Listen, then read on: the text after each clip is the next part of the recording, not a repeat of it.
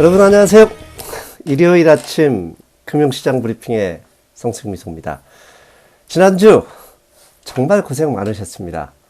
연말 분위기 좋았던 그 흐름 연초에 이어가지 못했습니다. 그 이유는 바로 미국의 채권 금리 상승 때문인데요.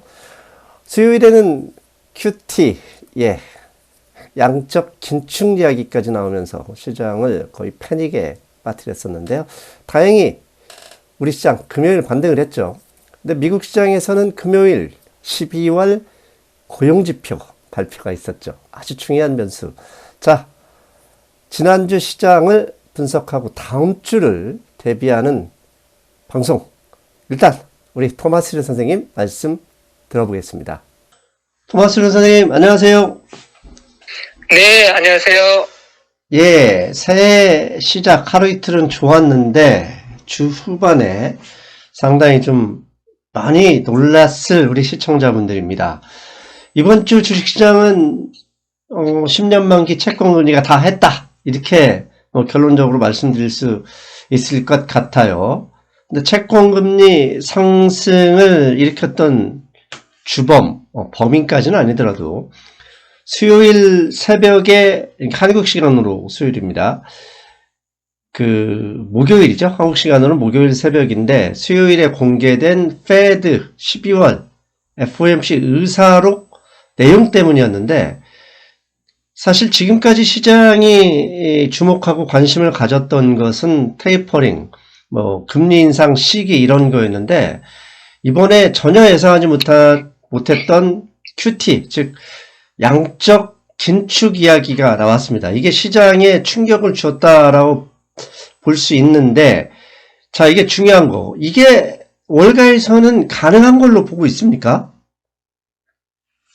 네, 저는 개인적으로 올해 후반에는 QT를 시작할 걸로 저는 보고 가능하다고 저는 보고 있습니다.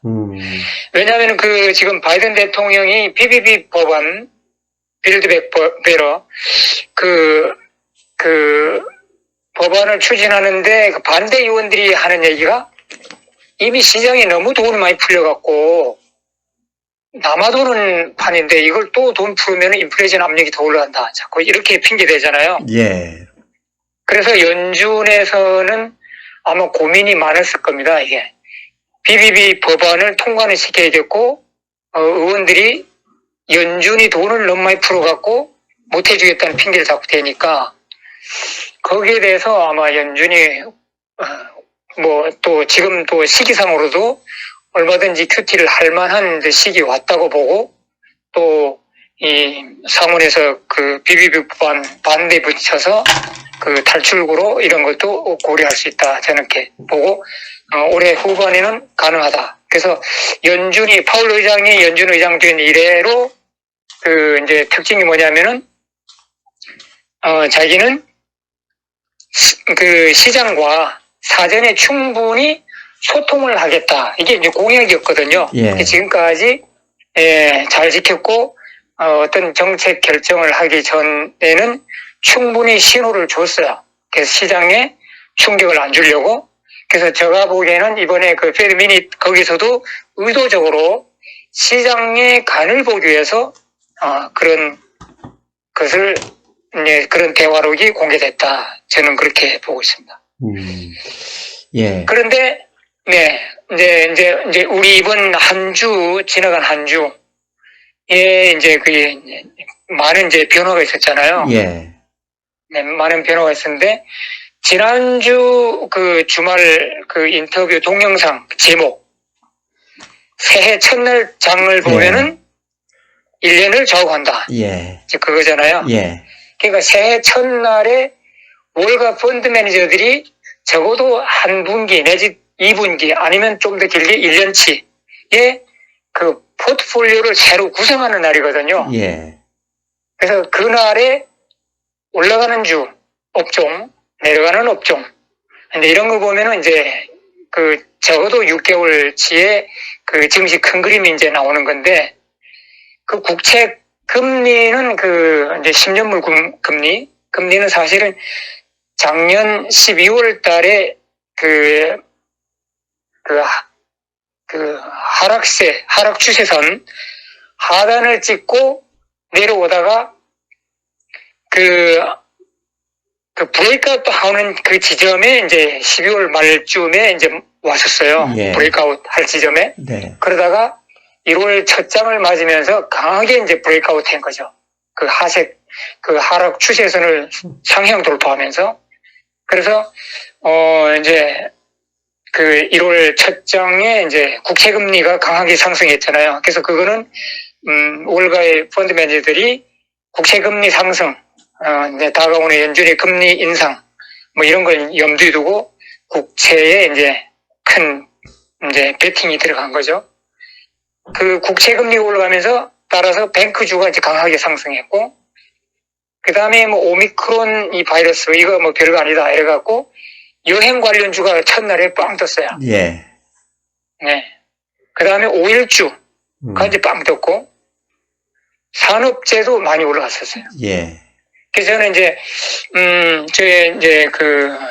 저희 회원들에게, 이제 이 네 가지는 이제 올해 새해에 이제 큰 상승 이제 업종으로 지목을 했는데, 그 나스닥 기술주는 추천을 안 했어요. 근데 다만 이제 올해 그 새해 첫날에 테슬라가 마침 그때 그 3분기 그 딜리버리 예, 4분기. 실적 발표 때문에, 네. 그것 때문에 이제 엄청나게 올라갔죠. 그 예. 바람에 이제 나스닥이 올라가긴 했었는데, 저는 이제 회원들에게 나스닥은 이제 추천 안 했는데, 하여튼 그 국채금리 상승과 뱅크주, 여행 관련주, 오일주, 산업재, 이 네 가지는 월요일부터 금요일까지 내내 상승했어요. 그래서, 이런 이제 소위 말해서 가치주죠. 가치주와 기술주가 완전히 극명하게 대비됐던 한 주인데, 제가 볼 때는 당분간 이런 추세는 계속된다 이렇게 보고 있습니다. 선생님, 그 4개의 플러스 하나 더 한다면 새해 첫날에 비아콤 주식이 8% 올랐습니다. 예, 네. 비아콤, 그러니까 OTT의 콘텐츠를 공급하는 비아콤 CBS죠. AT&T가 인수했던 이 회사가 올랐는데 그 전날 파이낸셜 타임스에서 디즈니 플러스 등 넷플릭스 등등 해서 올해의 OTT 투자 예산을 작년보다 크게 늘린다라는 이게 일요일 날 기사가 나오면서 새해 첫날에 비아콤 주식이 약 8% 올랐고, 그리고 비아콤도 당연히 나스닥에 있지만 빠지지 않았어요. 그리고 오늘 새벽, 우리 방송을 찍는 오늘 새벽에도 8.3% 또 급등을 해버렸거든요. 그래서 우리 혹시 시청자분들 듣는 분들 중에 선생님 말씀하신 뱅크주, 산업재, 그다음 오일주도 올랐죠. 새해 첫날. 네. 거기에 이 OTT. 그래서 뱅크주하고 오일주는 지금 사상 최고치를 브레이크아웃 했어요. 예. 그래서 이 기세대로라면은 당분간 더 올라간다. 저는 그렇게 보고 있습니다. 예. 그래서 그 OTT라고 하면 넷플릭스, 뭐 디즈니 생각하는데 비아콤은 그런 주식이 아니라 OTT의 컨텐츠를 공급하는 업체죠. 일종의 드라마 찍고 이제 그 업체도 일주일간 올랐다는 것을 제가 꼽사리로 말씀을 드리고 다시 주제를 좀 넘어오겠습니다. 자, 네. 말씀하신 대로 그렇게 되면서 사실 채권금리가 상승을 했지만 거기에 페드 의사록에 나온 QT 언급 자체가 기름을 부은 격이 되었잖아요.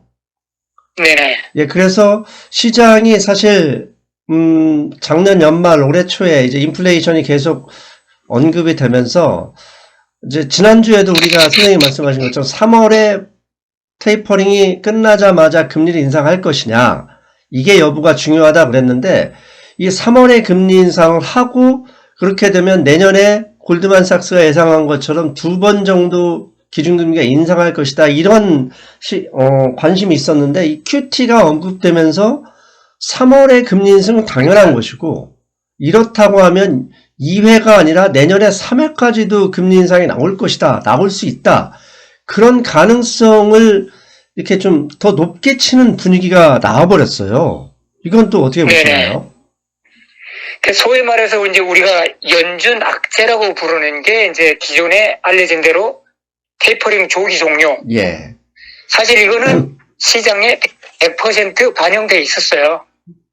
예, 이거는 겁난 게 아니고 그 다음에 3월 금리 인상. 이것도 사실은 그 미국 시간 그 수요일 날 오후 2시에 이제 페드 미닛 예. 그 대화록 이 공개되기 이전에 이미 맞습니다. 그 페드 펀드 퓨처 그 사이트 있잖아요. 예, 페드와치. 예. 예. 거기서 보면은 이미 페드 미닛에서 QT를 언급하기 전 그 전날에 이미 3월 금리 인상을 65%로 봤어요. 예, 저도 확인했습니다. 예. 네. 그래서 보통 이제 페드 펀드 퓨처에서 한 75% 정도의 그 예상이 되면은 연준은 그에 맞게끔 실행을 했거든요. 예. 그래서 3월 16일 날 금리 인상은 이미 시장에 65%가량 반영됐다. 저는 그렇게 봤는데 사실 QT는 시장에 전혀 반영이 안 됐고 예. 예상을 안 했던 부분이에요, 그게. 네. 그래서 증시가 놀랬던 거라고 저는 그렇게 보고 있습니다.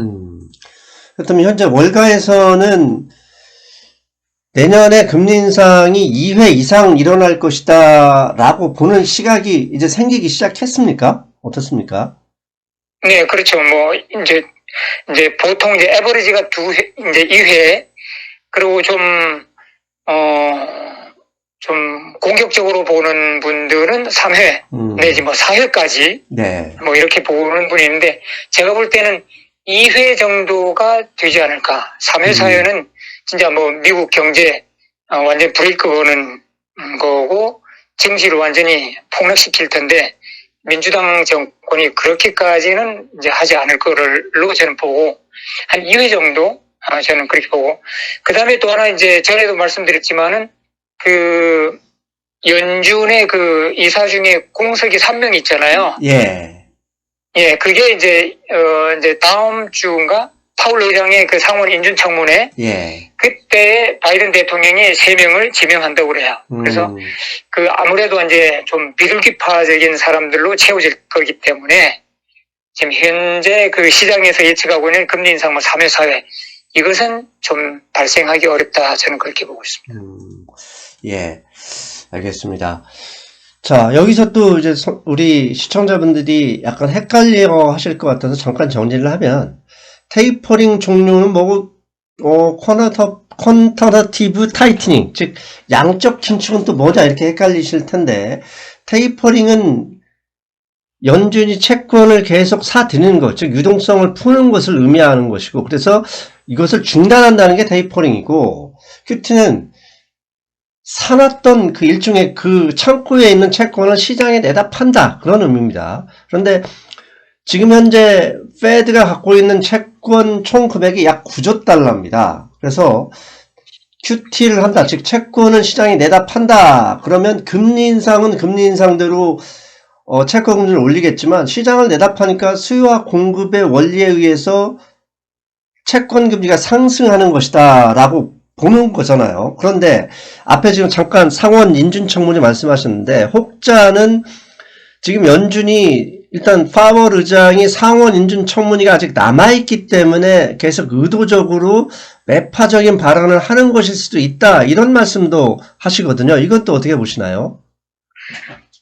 그런데 이제 파월 의장이 혼자 말이라면은 그렇게 말을 믿을 수 있는데 네. 지금 현재 연준 의원들 대부분이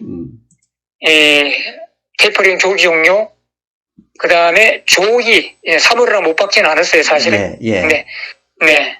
as early as 뭐 이렇게 했으니까 이제 조만간 아니면 가능한 빨리 금리 인상한다. 여기에 이제 컨센서스가 맞춰져 있는 것 같아요. 그래서 지금 시장 예상이 이제 3월로 보는데 일단은 이제 3월 금리 인상도 조금 이제 시장에 뭐 거의 반영됐지만 예. 아직 완전히 100% 반영 안 됐기 때문에 네. 그것도 이제 시장이 조금 부정적으로 받아들일 수 있고 그다음 QT 이것은 뭐 설명 잘 해주셨지만은 조금 더 간단하게 말하면은 증시에 나와 있는 돈을 도로 걷어들이겠다는 거예요. 예, 맞습니다.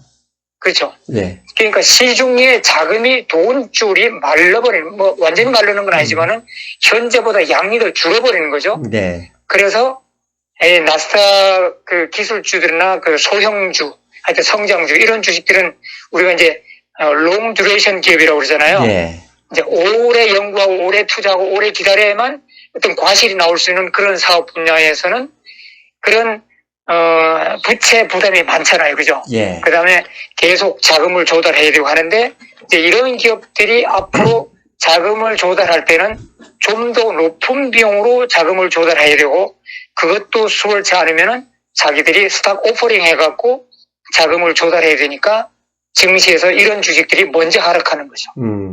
네. 예. 알겠습니다. 자, 여기까지가 일단 페드 의사록 때문에 그 시장 어떤 일이 있었는지 살펴봤고요. 두 번째는 이제 금요일이죠. 한국 시간으로 토요일 새벽, 물론 이제 금요일 밤에 12월 고용지표가 발표되었던 거, 이것도 사실 시장이 관심을 갖고 있었습니다. 왜냐하면 지금 페드 의사록에 나왔던 얘기는 QT 하겠다 이게 아니라 QT 논의를 시작할 수 있다 이게 핵심이잖아요, 사실. 그렇죠. 예. 네네. 시장에 충분히 준비할 시간 줄 테니까 너무 걱정하지는 마 하면서 간을 한번 봤던 것이고, 논의를 시작하는 게 실시하는 걸로 시간을 땡겨진다 그러면 결국은 그게 고용지표와 인플레이션 딱 두 가지가 있지 않습니까? 그래서 고용지표. 우리가 이제 사실 연준으로부터 이제 학습 효과를 얻은 게 있어요. 네. 연준이 테이퍼링을 6월 말 전에 종료한다 했다가 서둘러 갖고 3월 말에 끝낸다. 네. 금리 인상 천천히 나중에 생각해 볼게 했다가 지금 갑자기 3월 말 그 설이 부상됐거든요. 네. QT도 지금 나와갖고 시장에서는 올해 여름 아니면 가을쯤에 할 거야 했지만은 이미 두 번의 학습 효과가 있기 때문에 네. 이것도 또 느닷없이 또 할 수도 있는 거죠. 시장이 지금 이걸 겁내는 거예요. 자, 연준이 소위 말해서 이제 영어로 비하인드 커브라고 그러거든요. 예. 뒤쫓아가는 거죠. 미처 선제적으로 이렇게 컨트롤 못하고 시장이 과열대로 과열되고 바퀴가 빠져나가서 이탈을 정도 됐을 때 뒤따라가서 컨트롤 이제 핸들을 잡는 그런 현상. 지금 이 두 번을 보여줬기 때문에 QT도 까딱하면은 연준이 갑자기 느닷없이 다음 달에 QT 할 거야 뭐 이렇게 나올 수도 있다. 이제 이래서 시장은 지금 잔뜩 겁먹고 있는 것 같습니다. 그렇죠. 이제 만약에 실제로 그렇게 만드는 변수가 있다 그러면 결국은 고용지표와 인플레이션 수치겠죠. 네네. 예, 그래서 이제 어제 발표한 12월 고용지표가 관심을 많이 받았는데 결과만 먼저 설명을 드리면 난팜 페이롤 NFP가 예상치가 42만 명이었는데 반토막으로 줄었던 19만 9천 명이었어요. 그런데 이제 실업률은 기존의 4.1%에서 3.9% 내려왔고 시간당 임금 상승률이 예상치 4.1% 증가보다 더 훨씬 많이 늘어나 4.7%로 늘어났습니다. 그래서 사실 난팜 페이롤은 줄었다 이게 핵심이었는데 주가는 그렇게 반응하지 않고 하락으로 반응한 게 결국은 이 임금 상승률, 이 임금 상승률을 그만큼 중요하게 봤다는 얘기는 다음 주에 12일에 발표할 CPI도 결국은 시장에 상당히 중요한 변수가 됐다 이렇게 봐야 될 것 같은데요. 이제 뭐 말씀하신 대로 이제 12월 난판 페이롤에서 그 핵심 키는 네. 그 숫자가 몇 명이냐 이것보다도 인건비가 어떻게 되느냐. 그렇죠. 이제 이제 월가에서 관심을 두고 봤던 거거든요. 근데 12월 한 달만 놓고 보면 예상치가 0.4% 인상이었는데 증가라고 그러나요? 올라가는데 실제로는 0.6%로 나왔어요. 그래서 뭐 같은 비율로 나오지 않았을까 하던 시장의 그 기대치가 이제 무너진 거죠. 그 다음에 난판 페이롤의 그 숫자가 자체도 우리가 숫자로만 놓고 보면 반토막 났다. 이거 뭐 미국의 그 노동시장에서 뭐 이렇게 안 좋은 건가 이렇게 할 수도 있는데 사실 뒤 그 사후의 해석을 보면은 조금 또 이해될 만한 게 있는데 이 계절상 지금 뭐 연휴기고 뭐 어쩌고 뭐 계절상 설문조사에 참여한 기업들이 적었다고 그래요. 그 다음에 여성 들 중에서도 그 자녀들 학교 이 오미크론 바이러스래가 학교 뭐 열었다 닫았다 막 했잖아요. 헷갈리게. 이 아이들 케어 때문에 여성들이 직장을 더 많이 그만두었다. 근데 이것이 또 변수로 이제 있고, 이건 좀 템포러리 좀 문제죠. 네. 그 다음에 11월 난판 페이롤에서 39,000개를 수정 추가했어요. 예.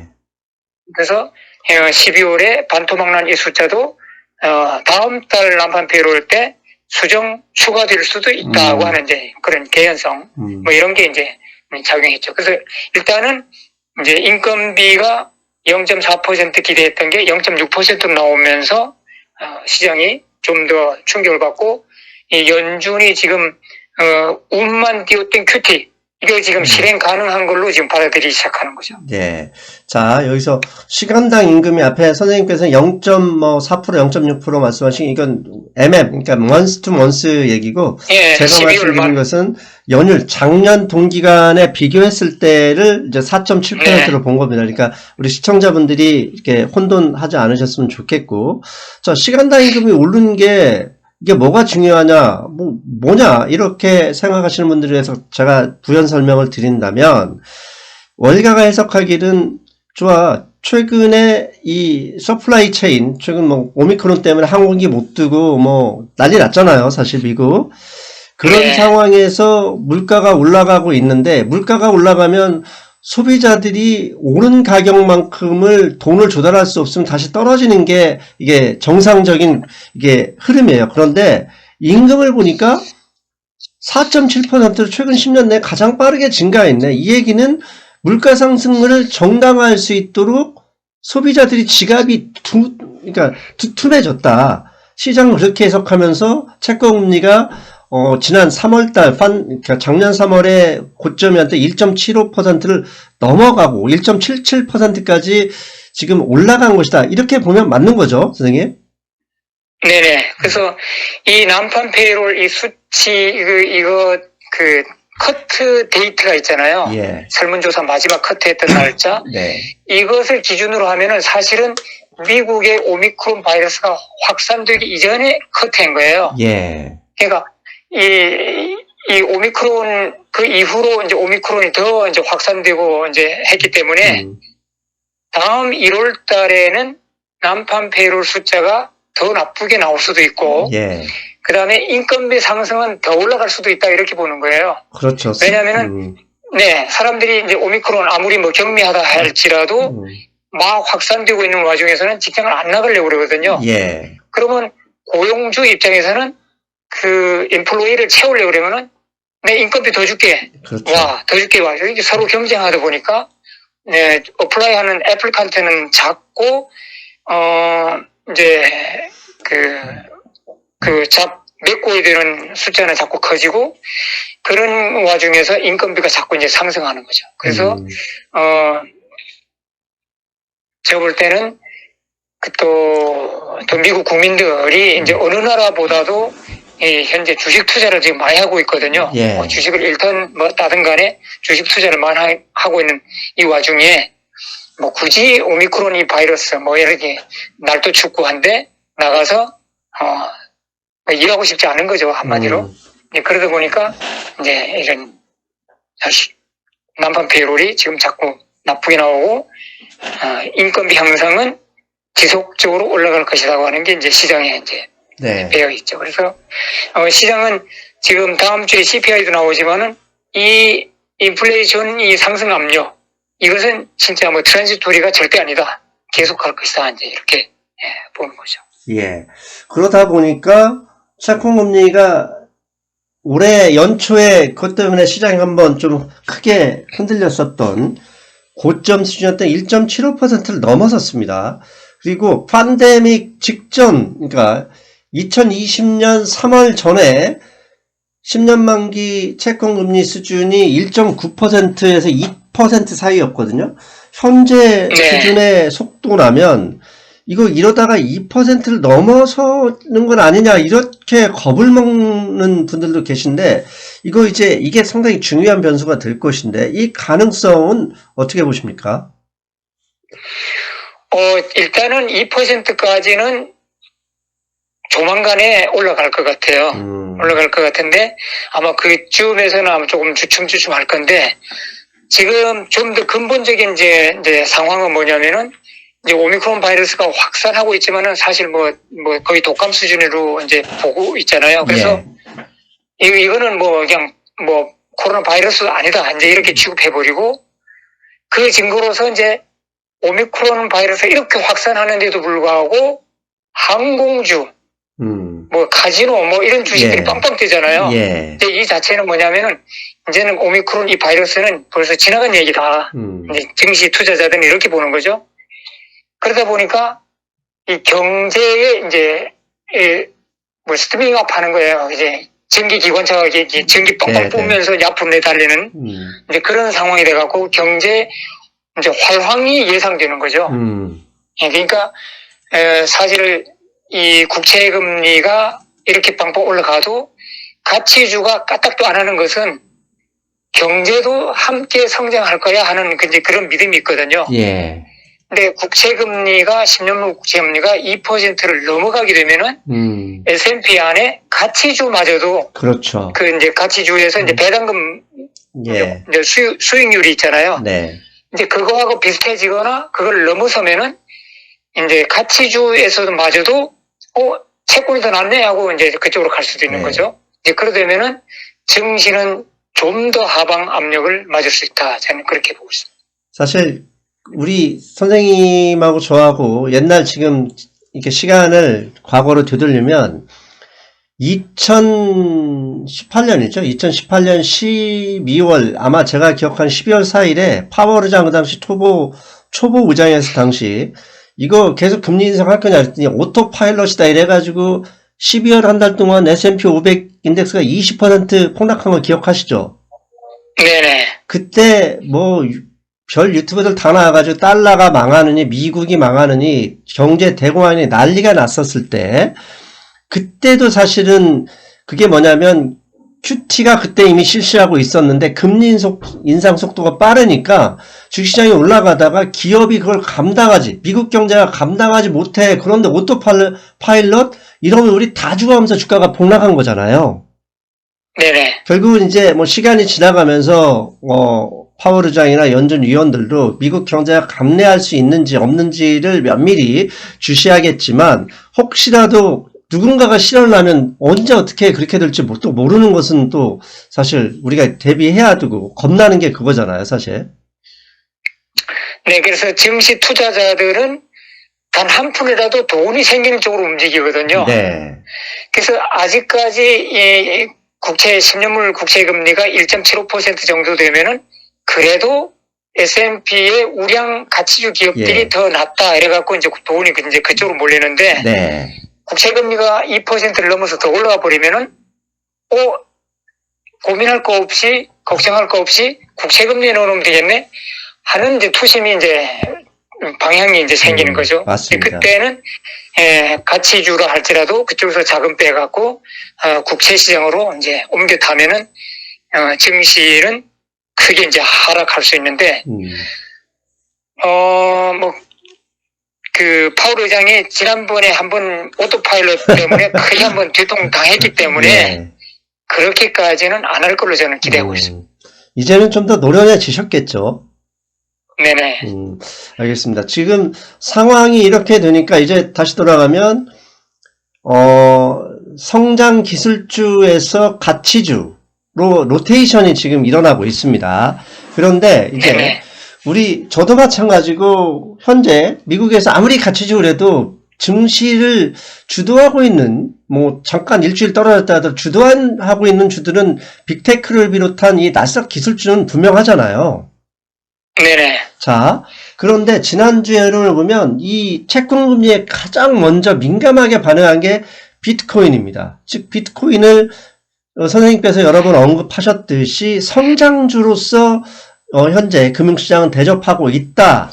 그런데 성장주에서 가장 많이 하락했다는 얘기는 레버리지가 가장 강력하기 때문에 결국 그렇게 본 것인데, 자, 이런 흐름, 이런 노테이션 계속 갈 거, 이미 앞에서 잠깐 언급하셨지만, 이게 계속 간다. 언제까지, 뭐, 폭락할 때 끝까지 간다. 이렇게 볼 수는 없는데, 다음 주를 넘어 향후, 이거 어떻게, 얼마나 갈까요? 이런 흐름? 그러면 이제 반대로, 그럼 비트코인이 가격이 본격적으로 언제부터 떴는가, 이제 예. 그게 더 이제 한번 짚어보는 게 좋은데, 예.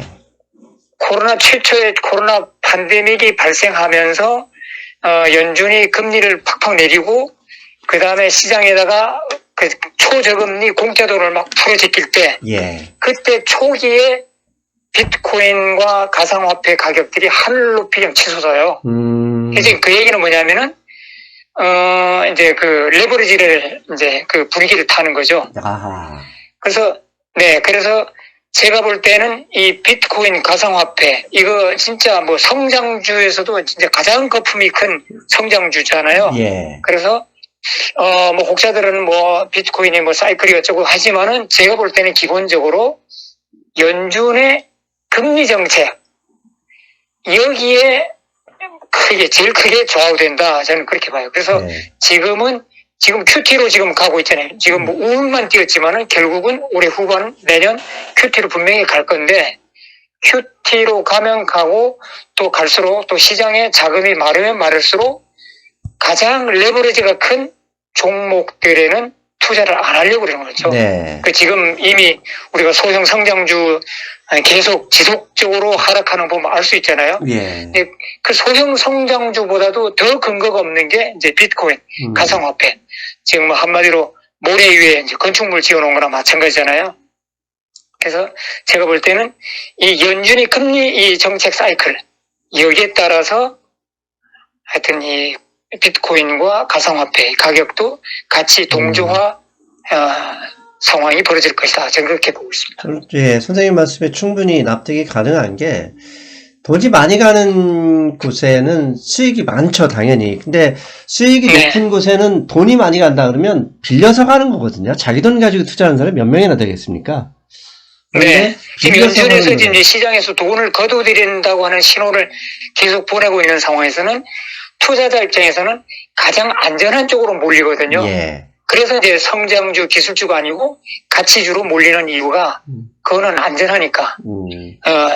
그 소위 말해서 멀티플 레버리지가 작잖아요. 거기는. 예. 뭐 오일주, 뱅크주 이런 거는 사실 가장 탄탄한 그 실적 기반을 갖고 형성된 주가지 거기에 뭐 거품이 거의 없잖아요. 예. 근데 초소형 성장주, 뭐 비트코인 이런 거는 완전히 그 거의 거품 덩어리라고 볼 수 있죠.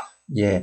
여기서 사실 거품이라는 발언에 사실 약간 좀 더 순화시킨다 그러면 선생님 방금 말씀하신 이제 밸류에이션, 멀티플 얘기잖아요, 사실. 그러니까 그렇죠. PER, 그러니까 Price Earning Per Ratio인데 이 레이시오 비율이 높느냐 낮느냐 이 싸움을 하는 건데 사실 비트코인은 이 멀티플이 몇 배인지 측정 불가잖아요, 사실.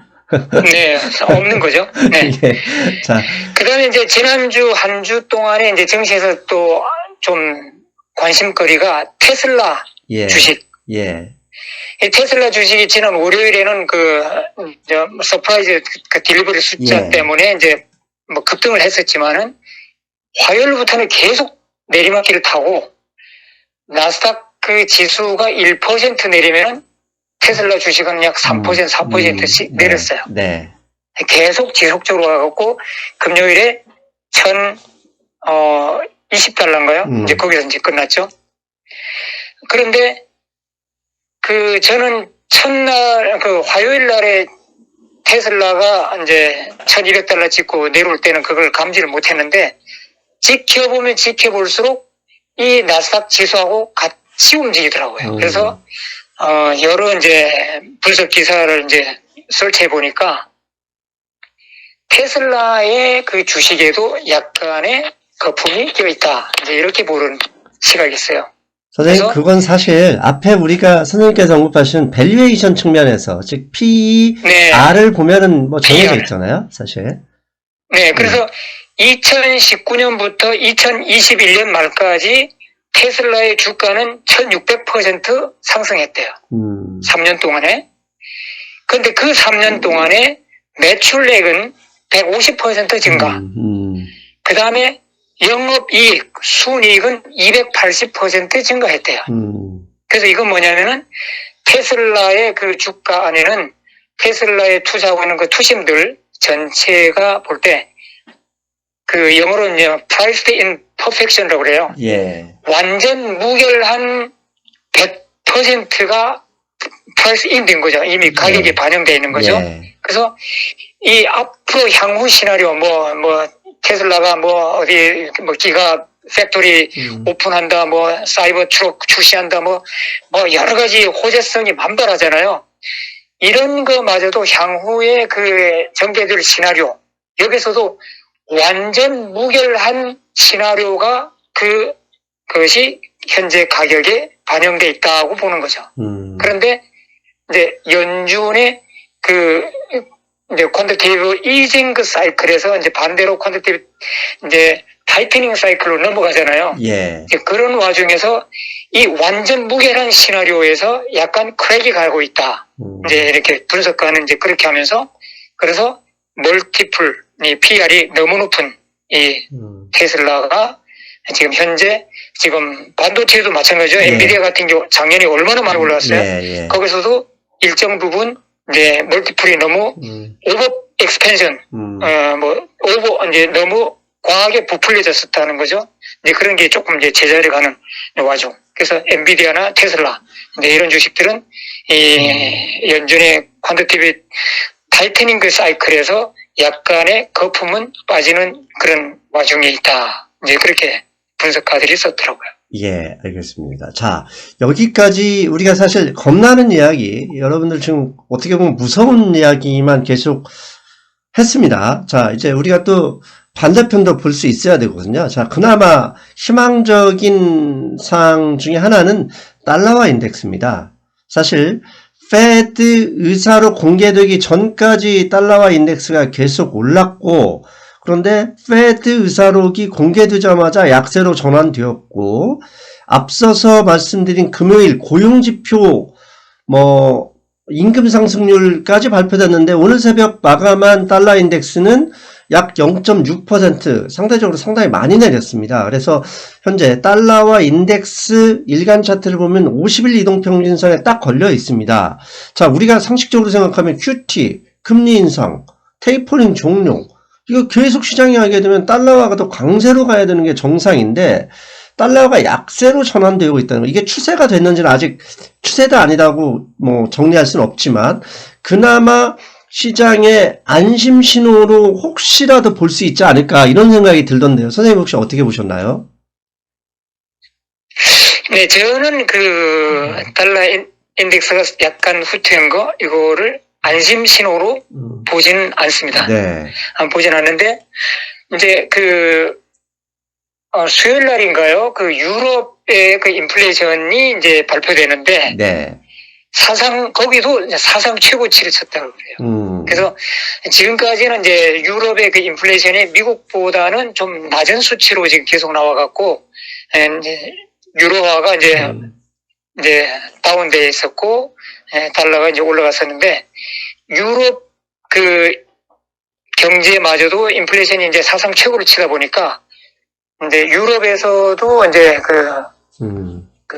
금리 인상 하여튼 이런 유동성 회수 이런 사이클로 이제 미국처럼 조만간 따라오지 않을까 이제 이런 이제 기대감이 이제 올라오면서 ECB가 유로화가 확 올라갔어요. 네.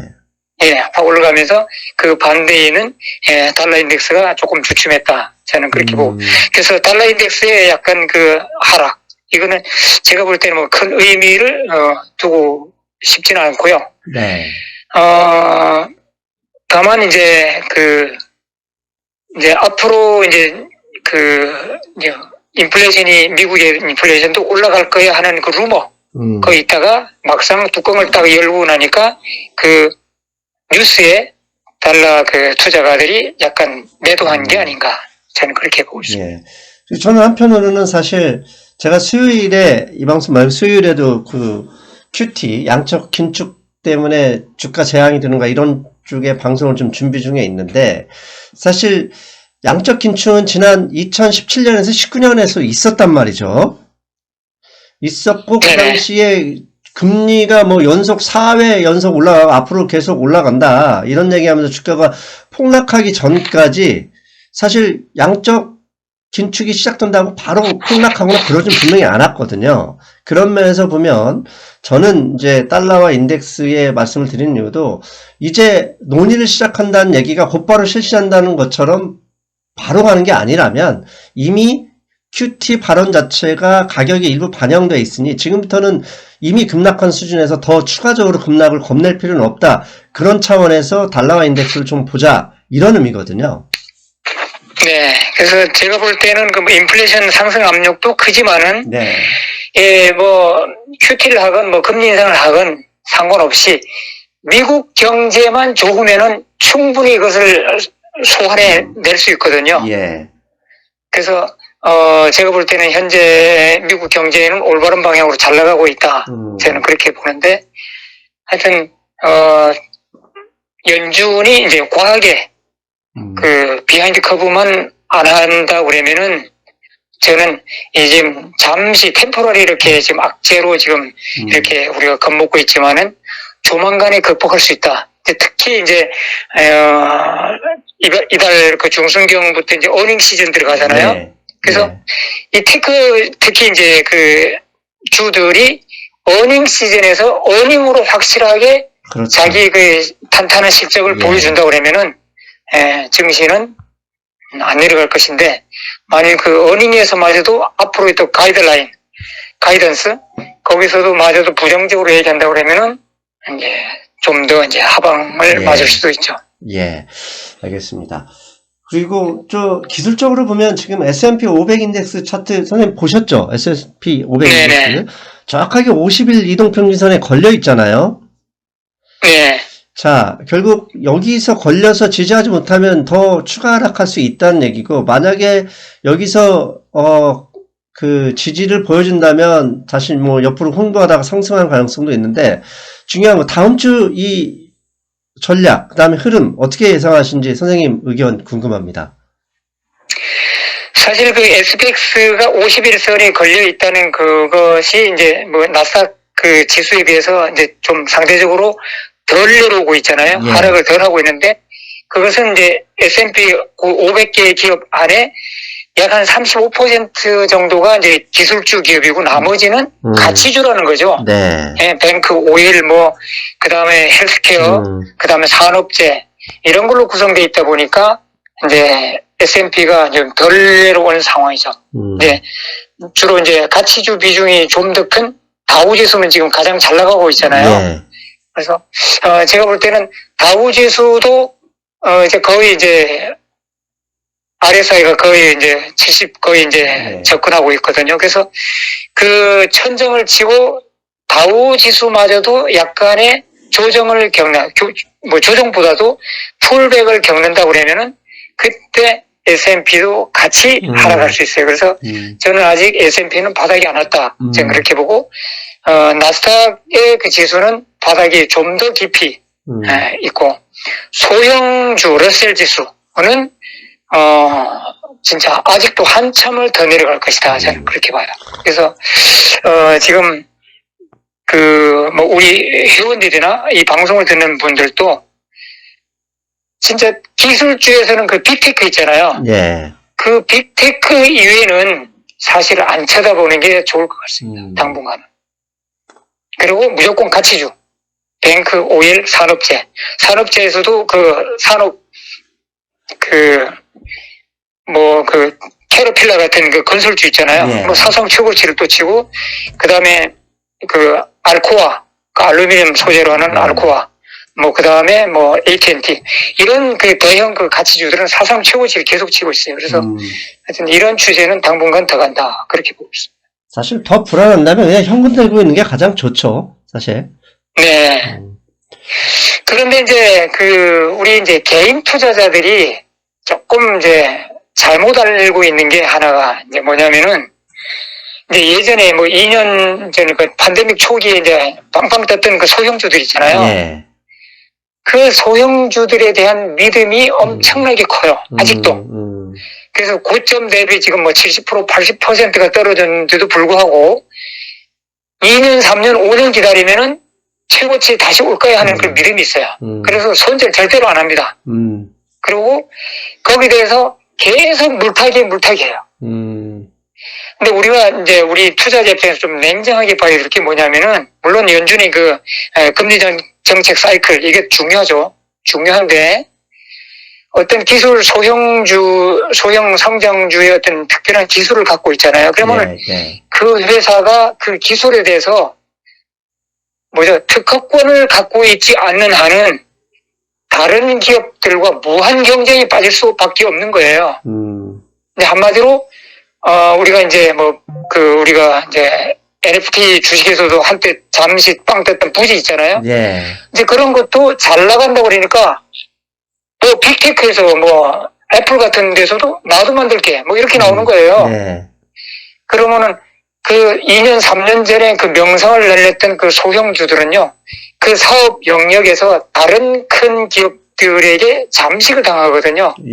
그래서 그런 주식들은 빨리 내버리고 다시 성장하는 주로 옮겨 타야 되는 겁니다. NNDM 그 있죠, 3차원 하여튼 그런 것도 지금 회원들이 계속 물타기 하는 분들이 많아요. 이제 그런데 그런 거 이미 다 이제 지나간 얘기고요. 다른 좀 잘 될 것 같은 사업이 있으면은 큰 기업들이 다 잡먹습니다. 그래서 그 주식들이 내려가는 거예요. 주식이 계속 내려간다는 것은 이미 그 업종에서 경쟁력을 계속 잃어간다는 얘기거든요. 그래서 거기서 사고의 전환을 빨리 해야만 손실을 줄일 수 있습니다. 알겠습니다. 이게 아주 중요한 얘기입니다. 그래서 주식은 떨어졌는데 뭘 사냐 그러면 많이 떨어진 주식을 사는 게 아니라 덜 떨어졌거나 그런 상황에서 잘 버티는 주식을 사는 거잖아요. 네, 그래서 정치 투자 전문가들은 52주 신고가 치는 놈을 사라 이렇게 나와요. 왜냐하면은 그만큼 뭔가 있기 때문에 올라가는 거거든요. 52주 신고가를 치는 거거든요. 근데 우리 일반 개미들은 52주 최저가를 치는 걸 사요. 바닥에서 잡으려고. 절대로 바닥에서는 안 올라옵니다.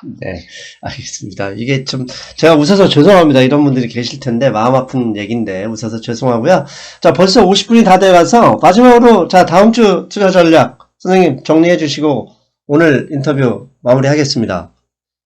네, 그래서 어떤 분들은 그 기술주가 이렇게 많이 내려가는데도 더 내려갈 그 공간이 있을까 이렇게 말씀하시는데, 제가 볼 때는 앞으로도 상당히, 그래서 적어도 첫 번째 연준의 금리 인상 이제 3월 16일로 이제 예상되고 있잖아요. 그때가 지나야만 기술주들이 길을 펼 수 있다, 저는 그렇게 봐요. 그래서 그때까지는 가치주, 적어도 가치주 한 70%, 80% 비율. 그 다음에 빅테크 있잖아요. 넘버 6인가 7인가요? 그런 빅테크 주식들의 한 20, 30% 이런 비율로 가져가는 것이 안전하다, 저는 그렇게 보고 있습니다. 알겠습니다. 선생님 오늘 벌써 50분이 다 돼가지고 선생님도 이제 주무셔야 될 시간이니까. 자, 여러분 오늘은 여기까지 하고 선생님 오늘 고생하셨습니다. 네, 수고하셨습니다. 안녕히 계세요. 어떻습니까? 사실 말씀 들어보니 마음이 놓이지는 않죠. 중요한 건 다음 주 12일 CPI 12월 미국의 소비자 물가지수 CPI 발표가 있죠. 그날마저 높아진다면 이거 사실 만만치 않은 폭풍이 우리를 기다리고 있을 가능성도 있습니다. 그러나 시장은 항상 결국은 좋아졌죠. 그게 역사에서 증명이 됐으니 걱정할 필요는 없다. 오늘은 여기까지 하고요. 수요일에 제가 QT, 퀀터러티브 타이트닝, 양적 긴축, 이거 시장 패닉, 주가 폭락 일으키나 이거 걱정되시죠? 그에 대해서 특집 방송 준비해놓고 여러분을 기다리겠습니다. 수요일에 뵙겠습니다. 여러분 안녕.